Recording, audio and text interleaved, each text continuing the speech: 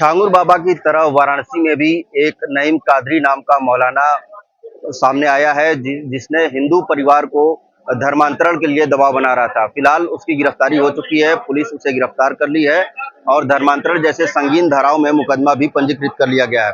हमारे साथ बातचीत के लिए पीड़िता है, हम उनसे बातचीत करेंगे और समझेंगे कि किस तरीके से उनकी मुलाकात हुई और किस तरीके से वो प्रताड़ित करता था। किस तरीके से आपकी मुलाकात छांगुर बाबा से नईम कादरी से हुई? 2006 में मेरी डिलीवरी हुई थी, जिस दौरान मुझे हार्ट अटैक पड़ा गया था।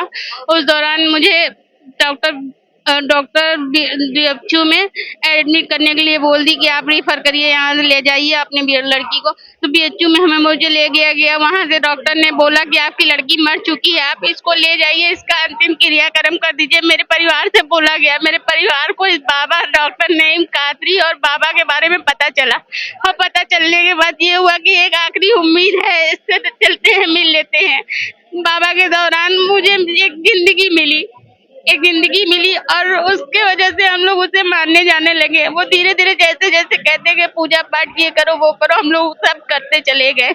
इस तरीके से फिर मुझे एक बार अटैक पड़ा, फिर यही कांड हुआ और इसी तरीके से बाबा हम लोगों के घर में आना जाना बनाने लगे, झाड़ फूक करने के लिए से आते थे सब कुछ। और उसके बाद मेरे साथ शारीरिक शोषण वगैरह, मुझे नशीली दवाइयाँ देते थे, मेरे इंजेक्शन लगाते थे जिसमें हमें कुछ होश नहीं रहता था और इस तरीके से वो मेरे साथ शारीरिक शोषण करते थे।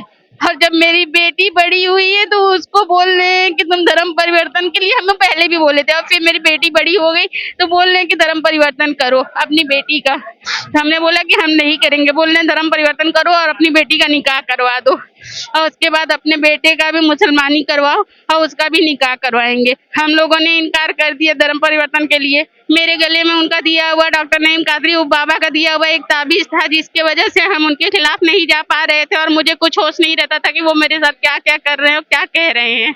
इसलिए वो जैसा बोलते थे हम वैसा ही करते थे। और ये दबाव भी बनाते थे कि बच्चे का खतना कर दो और हाँ, बेटे का निकाह। हाँ, ये सब बोले थे। जब मेरी बेटी बड़ी हुई तो मेरी बेटी के लिए बोलने लगे। मेरे बच्चे को छोटा था, मेरे बच्चे को बोले कि खतना करो, हमने नहीं कराया। उसके बाद अब मेरे दोनों बच्चे बड़े हो गए, बेटी 19 साल की और बेटा 15 साल का है। ये दोनों बच्चों का बोल रहे हैं कि अपनी बेटी का निकाह करवाओ, 2-3 साल बाद तुम्हारे बेटे का भी निकाह करवा देंगे।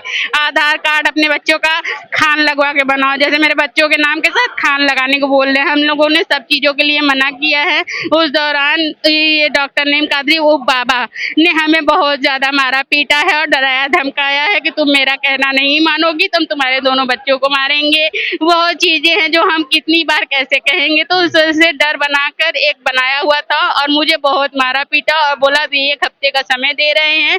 23/7/2025 की बात है जिस दिन मुझे मारा गया। मुझे बहुत मारा गया, मुझे धमकी दिया गया कि अपनी बेटी का निकाह करवा देना, 1 हफ्ते का तुम्हें समय दे रहे हैं। बाबा कहाँ बैठते थे? बाबा नई सड़क पर बैठते हैं, नई सड़क पर डॉक्टर नईम कादरी, वो राहत मेडिकल सेंटर। बाबा के आसपास और कौन लोग थे जो इस नेक्सस में शामिल हैं जिस तरीके से? और कौन लोग? नहीं, बाबा ही कुछ ऐसे थे जो बाबा ही सबके साथ क्या करते थे। उनका एक पूजा पाठ का स्थान था, वो जो चलाते थे वही नई सड़क पे ही उनका पूजा पाठ का स्थान था और वो वही चलाते थे। वहाँ पे काफी लोग हिंदू मुस्लिम धर्म के, बहुत सी औरतें, बहुत सी बेटी, बहुत से लोग आते थे अपने अपने मन्नतों को लेके। ये किसके साथ क्या करते थे कुछ नहीं पता। इनका यहीं पर नहीं बल्कि रांची में, झारखंड में और भी बहुत जगह पे इनका पूजा पाठ का ये धर्म चलता है। अलग अलग राज्यों में भी जाते? हाँ, अलग अलग जगह पे करते हैं।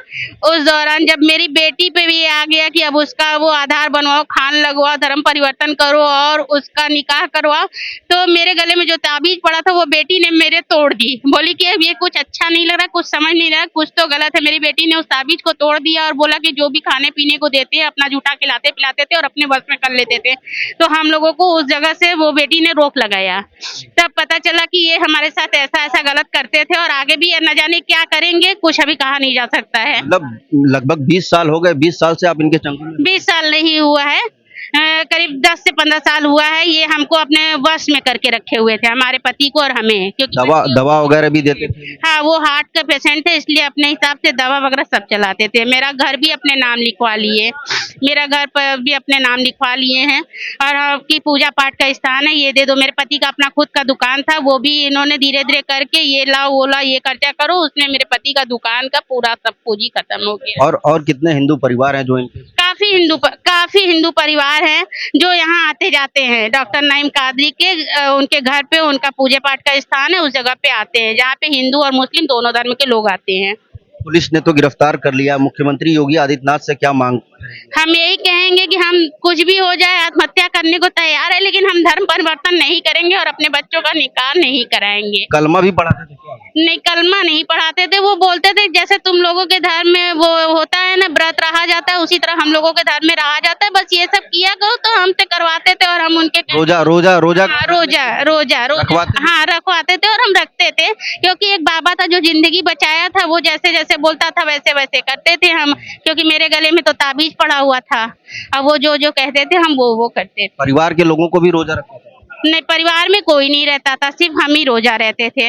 अब मेरे बच्चे अब बड़े हुए हैं तो अब समझ में आया मेरी बेटी को कि कुछ अच्छा नहीं लग रहा है यहाँ पे, इसलिए मेरी बेटी ने कदम उठाया और मेरे गले की ताबीज को तोड़ दिया। तब जाके ये सब होश आया कि ये सब बहुत गलत हो रहा था। मुख्यमंत्री से क्या कहेंगे? हम यही कहेंगे कि जो मेरे साथ हुआ है, आने वाले समय में हम उन लोगों के लिए यही कहना चाहेंगे कि इस बाबा के खिलाफ कुछ ऐसा किया जाए जिससे कि और लोगों को इस चंगुल में ना फंसना पड़े।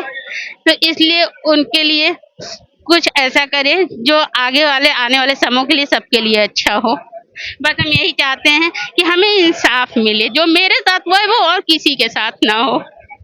तो आप देखें, ये पीड़िता है, इनका साफ तौर पे कहना है कि लगभग 15 सालों से जो नईम कादरी मौलाना है वो इनको अपने बस में रखा था और कहीं न कहीं कई ऐसे हिंदू परिवार हैं जो अभी भी बाबा के चंगुल में है। फिलहाल पुलिस ने बाबा को गिरफ्तार कर लिया है और जेल भेजने की तैयारी भी की जा